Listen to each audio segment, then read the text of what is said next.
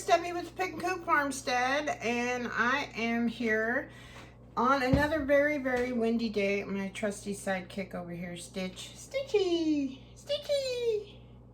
Oh, he's being a poop. He won't want to come. Today I'm doing a little something a little different. I have my, I'll show you my potting soil here. I bought this beautiful begonia, which I splurged. Can you eat this? No. It's called Fire. I got this from Luna's Garden, and I am loving this. So pretty. So eventually I'll be able to get starts from this and share. Then I also bought this beautiful, I believe it's called the Wandering Jew, but it's variegated. Look at that. This one I can get starts from as well. And then I bought this. It's in the citronella family. I wish you could smell it. It is called lime, and it doesn't stink like the regular citronella. Citronella is not one of my favorite scents, but this repels mosquitoes. You can actually pick a leaf off, crush it up, and rub it on your skin, and it will repel the mosquitoes. So all of these came from Luna's Garden.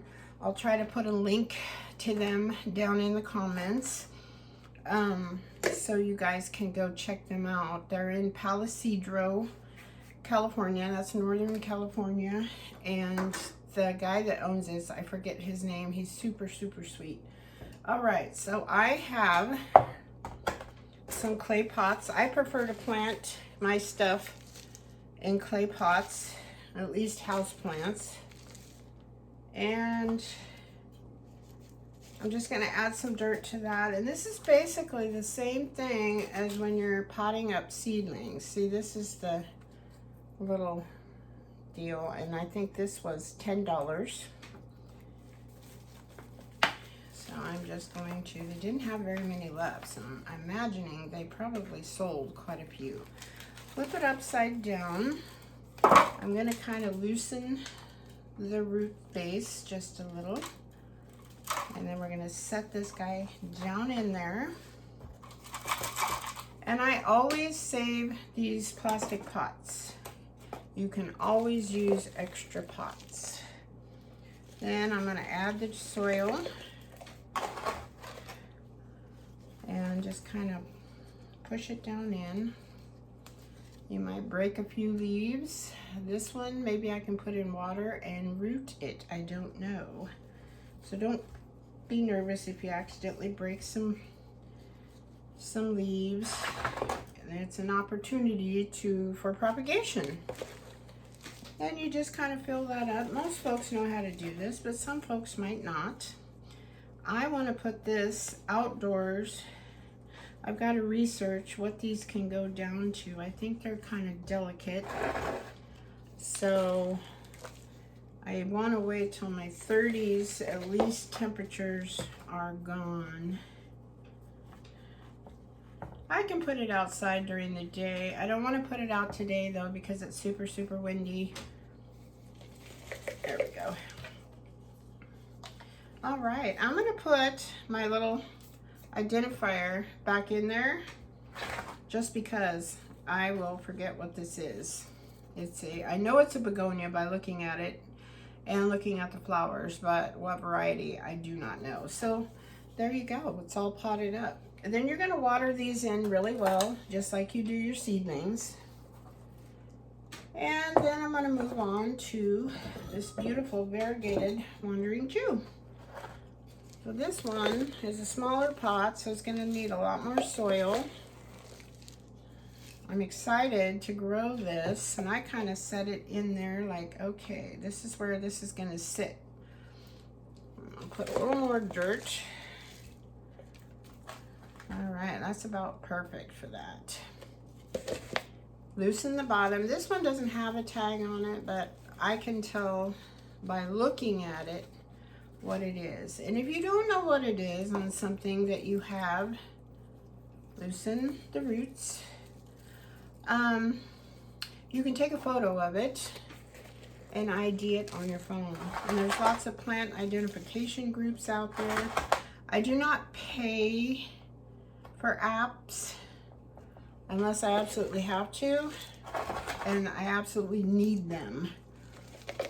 So, but there's a lot of plant groups out there that will help you identify your plants, or like I said, take a picture on your phone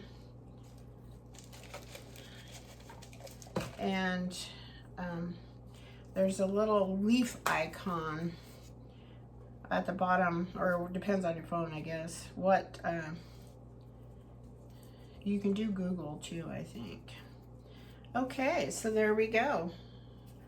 They'll be happy to get in these bigger pots. This one is pretty dry, so he was wanting to come out of there. This pot is a little longer, which is good. It needs a bigger home. So this one eventually will keep getting potted up to a larger and larger pot.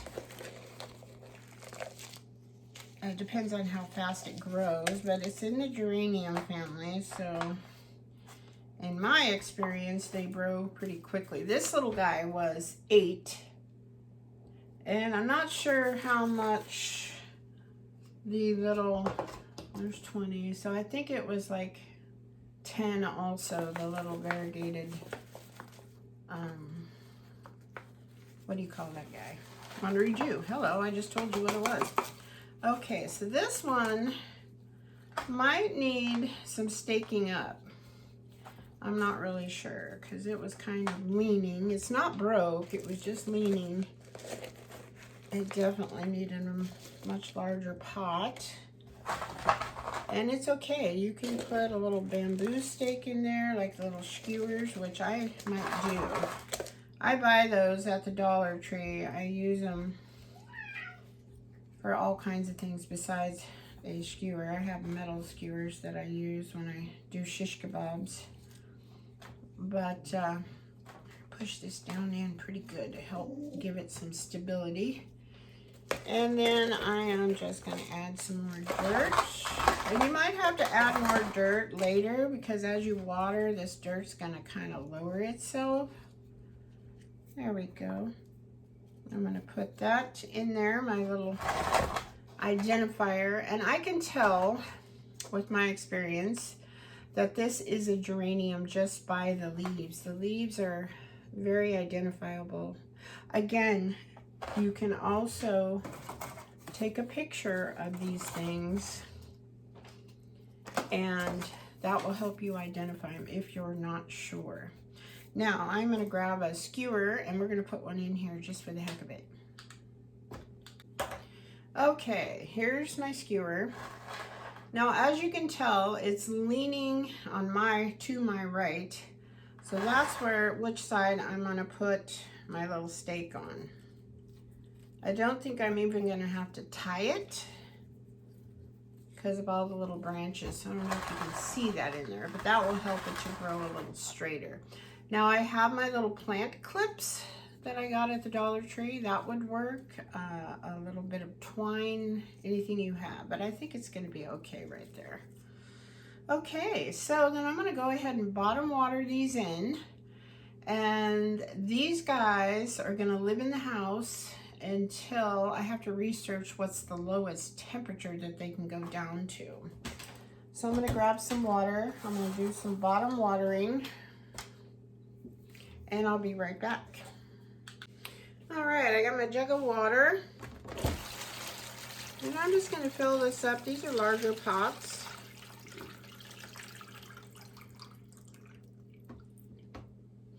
So I filled this thing up about halfway, so there's probably 1/2 inch of water in there.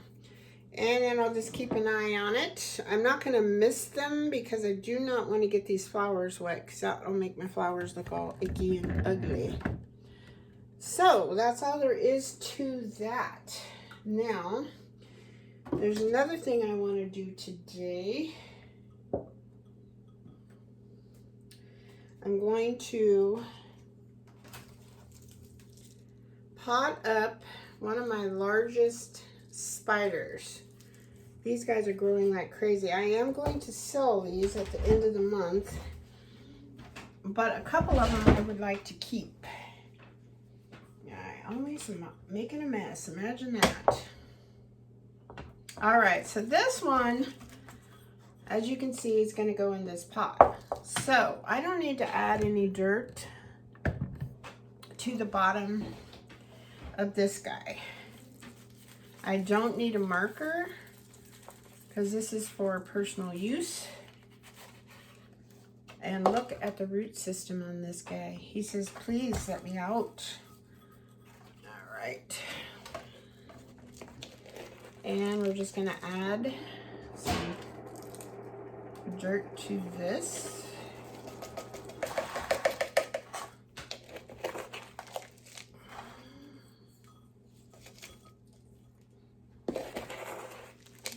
And this guy, I'm gonna put him in a hanging basket.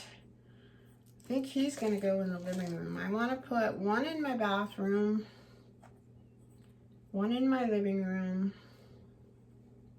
There might be a couple in here, but that's okay. One in my living room, one in my or probably 2 or 3 in my living room.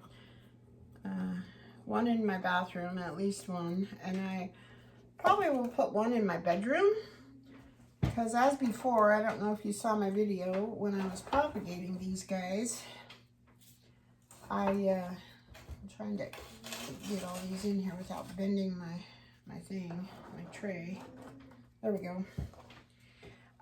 They not only put off oxygen for us to breathe, they also filter toxins in the air. So there's that guy. Always save your cups if they're in good shape. All right, so next I have another project I'll share with you.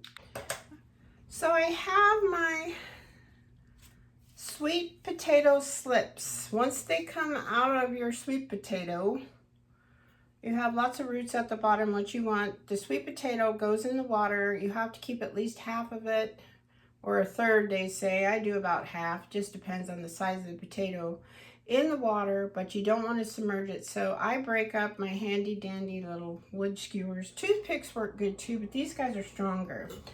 Okay, so once they get 4 to 6 inches tall, and I've done a video on this last year, so you can go search it up if you like. I have a jar I put, now let's find a nice big one. These have to go in water because they have to grow roots. So gently find the base of your potato. All right, I accidentally broke that one off. So he probably won't grow, and he's very small. Okay, so this is what it looks like. It's like a little nodule. There. He goes in the water, but you want to trim these lower leaves off so you don't get any mushy, mildewed water. I change their water frequently when I propagate anything in water. So then he just goes in here, and then you put him in a sunny place. In my house, they're gonna go under the grow lights because they seem to be doing quite well that way. And you can put a lot in one jar. So then you're just gonna keep, these can go in the compost. These are considered nightshades, so I don't really feed them to my chickens. They say if things are toxic to animals, unless they're starving, they shouldn't eat them, but you know, that's okay. I am going to, all right, there's a bunch here. It's kind of hard to sift through them. I usually get to them before this, but look at this nice guy. He's huge. And sweet potatoes like it hot. So even if these all had a really good root system on them, I would not plant them out because they like warmth. So I'm just gonna sit here and go through all these ones that are big enough and snap them off. And then when I get done, I will show you what I ended up with. I've got 3 little pint jars here. I might even need more than that. I don't know. We'll see. But these are growing fantastically. It takes them a long time to get these little slips growing on them, but just keep changing your water and be patient. So I started these, I'll have to look it up. I started these quite a while ago. So it takes a while. So be patient. If nothing's on there, then just keep at it. One of them did start getting mildew. It had a little weird spot on it, and so it started getting mildew, and I'm like, oh great. So I went ahead and used my silver, because I add that to my seedling spray now, and it just knocked it right out. So I don't know what made me think of that, but it's an antifungal. So I'm like, well, why the heck can't I use it on my plants, my seedlings? Because I keep the fan on to keep the air flowing, so hopefully that doesn't happen. And then with the fungus, you get fungus gnats. So that's miserable. And my greenhouse is my house, and so I don't want that in my house. So yeah, and I sprayed that on there probably 2 or 3 times, and boom, it was gone. It sealed up, it healed it, sealed it up. No more fungus. And I was starting to get fungus again on I got kind of lax of spraying that. I just automatically add it to my spray bottle now, the one I mist my plants with. And it accidentally, I forgot, I wasn't misting my tomatoes very well. I was just bottom, if you accidentally tear one of these off and you're like, oh great, just put it in the water anyways, because if you don't try, you won't get anything, right? All right, so all of these are pretty short now. I hope you can see this. Yes, you can. Okay, so we're talking 4 inches, guys. I'm gonna tear that one off. This is probably not quite 4, but it's close enough. And always remember to take these lower leaves off, because that will get a tendency to rot. So let me show it to you up close. These guys aren't quite ready for the water yet. So that one's gonna go back under the grow lights. And then we'll just move on to the next one. Wait till you see this one. I gotta show it to you. It's humongous. It's like the vines are vining. The vines are vining. Does that make sense? Look at this. It's crazy. All right. So I'm going to finish this job, and then I'll be back and we'll show you what we ended up with. I do have to show you this. I don't know if you can, oh, there you go. It's trying to set out roots, kind of like a tomato plant does, because it's a vining plant, and it will grow all along the ground, and then it will go into the ground where these roots are. So these guys are like, we need to go outside, but we need a root system at the end of these for them to survive. This one, if you kind of buried it where that is and kept it watered really well, I'm sure it would grow. This one sprouted down into where the water was, and it already has roots. So this one, if it was warm enough, I could plant out without a problem at all. It would thrive. I just had to show you that. All right, so I needed 1 jar. I got this one. I filled up my jar a little more with water. And then this is gonna go back under the grow lights. All right, so we have to remember that we're still growing these guys that are short, and we need to add more water to our jar to continue on with our grow lights, or yes, our grow lights. I'm like, look at this crazy mess over here. I gotta show it to you. All of these plants in here are warm weather plants. So we just keep stacking them in, stacking them in. All right, so we're gonna add some more water to this jar.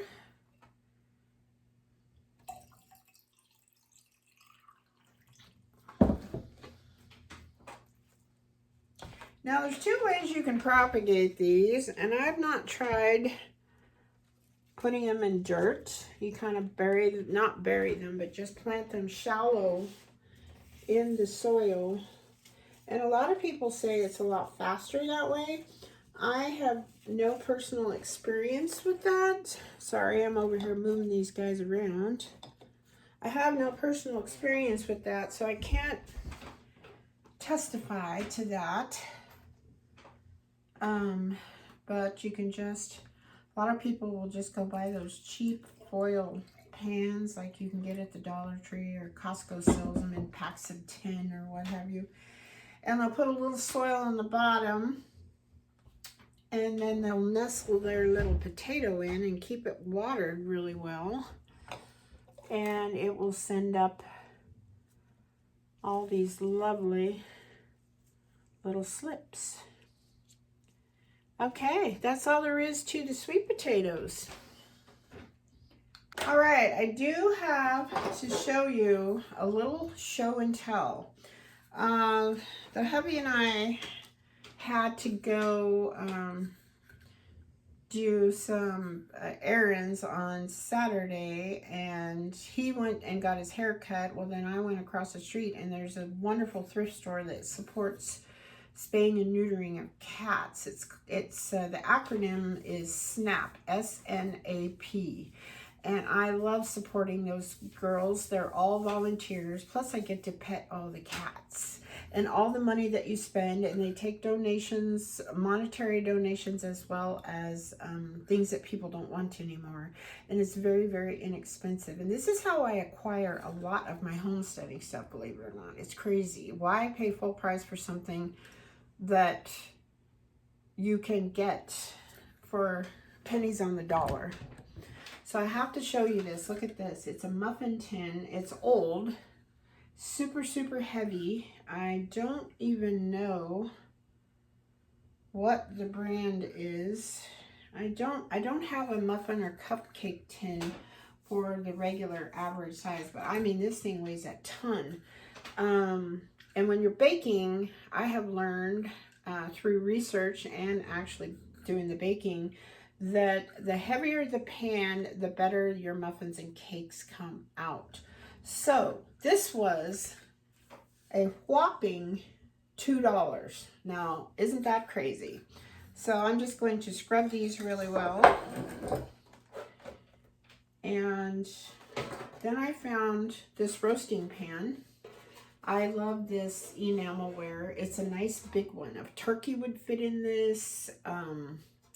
Ham, casserole, whatever you got will fit in this. This is in really good shape.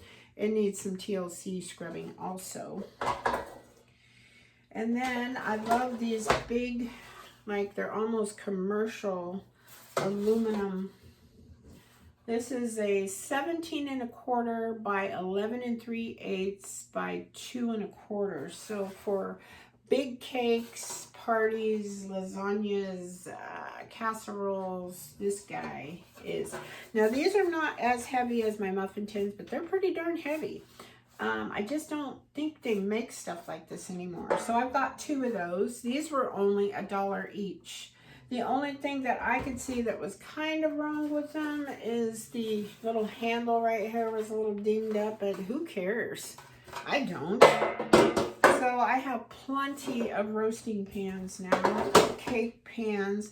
Last time I went there, I got one of these, the old ones. It's a roasting pan. It's up there. I should show it to you. I think I only paid a couple dollars for that too.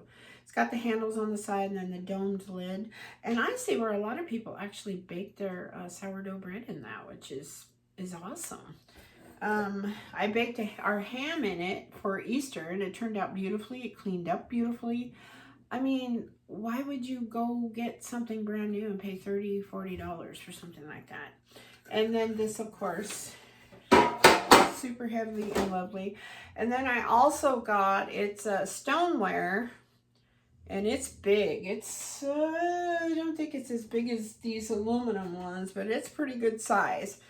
And then it's got the enamel coating or ceramic coating on it. And it's blue, which I love blue stuff for my kitchen. But I think I only paid a couple dollars for that too. It's crazy. So I have plenty of baking pans now. That was on my, I keep a little list in my purse because I'm a freak about listing things. I have a seed wish list, a plant wish list, and then I have a thrift store wish list. So that way, because I get all excited when I go in there and I forget, oh, I wanted to look for this. Oh, I wanted to look for that. I mean, my coffee grinder came from there. My electric pasta maker I have came from a yard sale. Let's see, what else do I have? I have 2 dehydrators that I got, like Goodwill was one of them, or Salvation Army, I guess. And then I got another one that I bought brand new years and years ago. Well, that one just finally took a digger. But I'm telling you, it's like $12 for the latest one that I got. And it's like this big, it's amazing. It's had all the shelves and everything. My electric pasta maker is still kicking. It's vintage. It was missing the little measuring cup. I found one on eBay, ordered it for $5. I mean, and I paid $5 for the machine. It's like a $60, $70 machine still today. And then what else? I've gotten so many things from, oh, I got a Ninja blender for like $18 or $19. Those things are like 60 to 70 now. They used to be 100 and something, but now they're 60 to 70. I've gotten a little handheld electric mixer for a couple bucks. It works great. I bought that for when I start, so I could whip tallow, possibly when I start making soap and that kind of thing. All kinds of stuff. It's crazy what you can find. Crock pots, roaster, my big, huge roaster oven. I got, I think I paid $11 for that at like, I can't even remember. It was either Salvation Army or the other guy, the other big guy, Goodwill. And then my mom had bought me one years ago for Christmas, so, but I needed 2 because I do so much with them now. But anyways, off of my soapbox, oh, and almost all of my Pampered Chef stoneware, because I have the 2 big baking sheets. They've got a lip about 1 inch high. I have 2 of the big ones, and then I got a little one, and then I have a little, I think it's a 9x9 square. I already had the pizza stone that I paid full price for, and then I found a brand new big like cookie sheet, but I gave that to my daughter because she wanted to start using that, and she's making sourdough. So she just does her freeform loaf and puts it on the baking stone. But anyways, I mean, these things were just a couple dollars here, a couple dollars there. Some are $5. Those things are worth it. They're like $40, $50. So it's crazy. But anyways, I digress. Oh, and I forgot to show you, I got a couple of other things. Sorry. I'm just like, I lost my clicker. Hold on. Oops, hold on. Okay, this looks like it was old home interiors. It just looks like that style on the back. It doesn't really say. But it's in really good shape. It has the hanger on the back. And look at this. I have chickens in my kitchen and cows. I love chickens and cows in my kitchen. My kitchen is my domain. Living room, I think I've told you before, is the hubby's. He's got all kinds of really cool cowboy replica paintings in there. But this was only $3, and I'm going to paint this a blue, maybe a soft blue, or I have a cobalt blue. I started doing blue in my kitchen because I collect the enamelware. It's white with a blue ring. And then I found this. This was only $2. And it probably is like a Hobby Lobby deal. It's got the hangers right here. And I have a photo gallery wall that I'm redoing. When I get finished with that, I'll show you what it looks like. I usually don't buy decorative things for myself. I only get things that you can use. And like for cooking, preserving, homesteading, that's how my brain justifies it, even though they're dirt cheap. But anywho, we have pictures of our kids. Our poor son, he's our youngest son. He has no photos up there of his family. So I've got to dig and find some and put up there. I feel bad. Every time he comes, he looks at that wall and I'm like, ugh, I feel like a bad mom. So anyways, I'm going to refurbish all of that. There's pictures of the Mr. and I, and they all go around this big antique mirror that was his mom's. And there's little signs that say, I love you to the moon and back. And this forever and ever will fit just nicely up there. So anyways, when I get that project done, probably not till fall when it starts raining and getting nasty outside. As you can see, I'm up to my eyeballs literally in plants here. So that's all I have for you today. I'm starting to ramble, so if I'm annoying myself, I know I'm annoying you. So thank you so much for watching, subscribing, sharing, and commenting on my page. If you have any questions or you have any information to add what I covered today, please add that in the comments. And share my channel. See if we can get some more subscribers. We're almost to 500. And yeah, you guys have a wonderful day. I hope you stay happy, healthy, and safe. I hope the sun is shining where you are. Hopefully you're not getting this dreaded wind. So anywho, I've got to go feed my chickens and water my garden. Love you all. Thank you and God bless. Bye-bye.